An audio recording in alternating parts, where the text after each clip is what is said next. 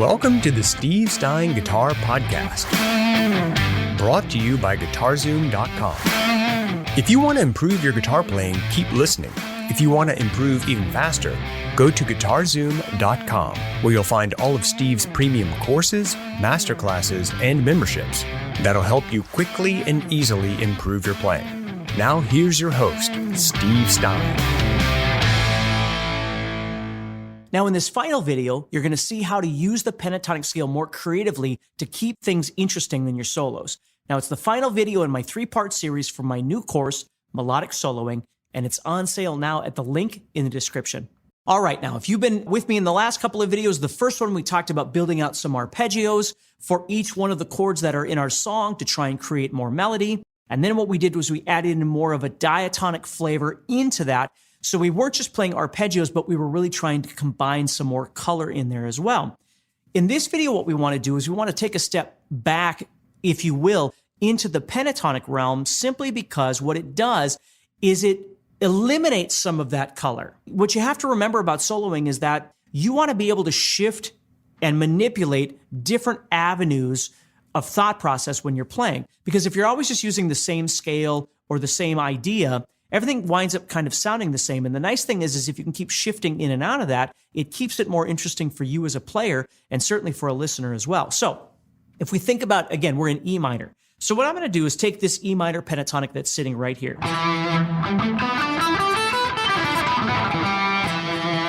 Okay, where normally I'd have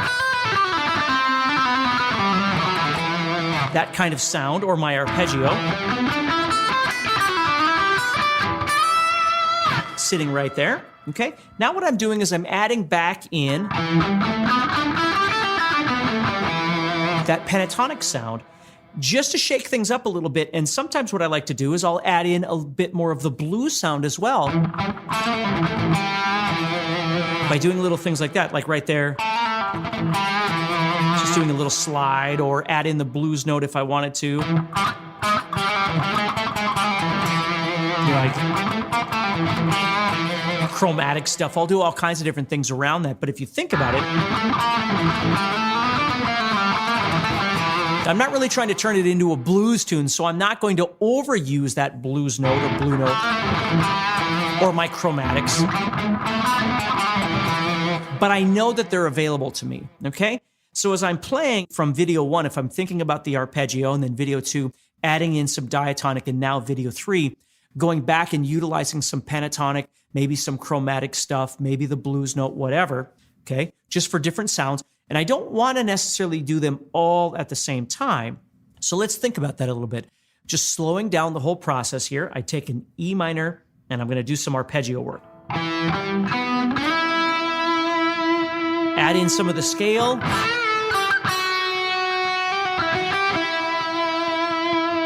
And then maybe a little blues.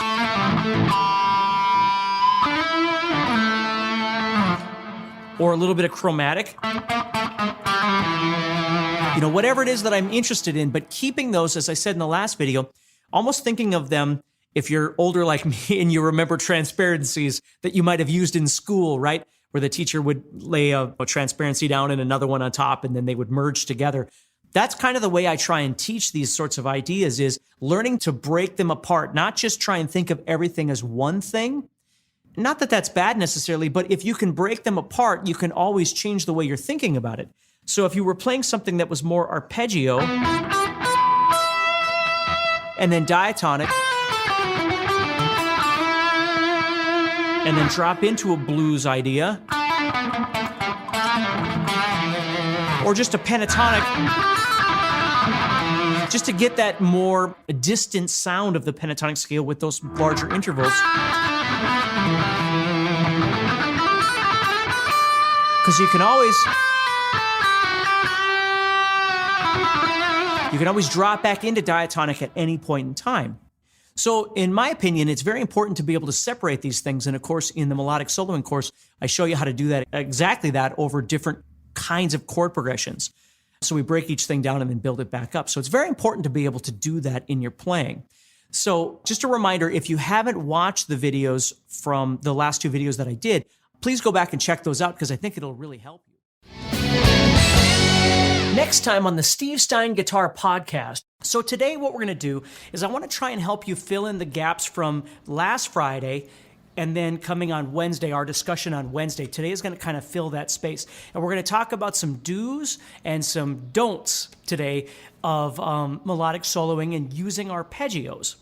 So what we're going to be talking about today is adding in some arpeggio ideas, but we're not really looking for like fast sweep sorts of things. That's a whole other conversation. We're just looking at trying to visualize some arpeggios and how we can use those and some of the traps that we want to watch out for. Okay, so let's go ahead and start it. Without further ado, I don't want to waste too much of your time. So the most important thing here is in order to really be able to visualize arpeggios and be able to utilize your fretboard effectively, one thing that I would highly recommend that you study is what we refer to as the caged chording system, if you've ever heard of that before. And I don't want to spend the whole time talking about the caged chording system, but I will introduce you a little bit to the idea so you can kind of see how this works and how important it may or may not be to you in your practice. If you enjoyed today's podcast and want to learn guitar even faster, go to guitarzoom.com and click the Get Started button to get access to courses that are right for your interest and skill level. Again, go to guitarzoom.com and click the Get Started button.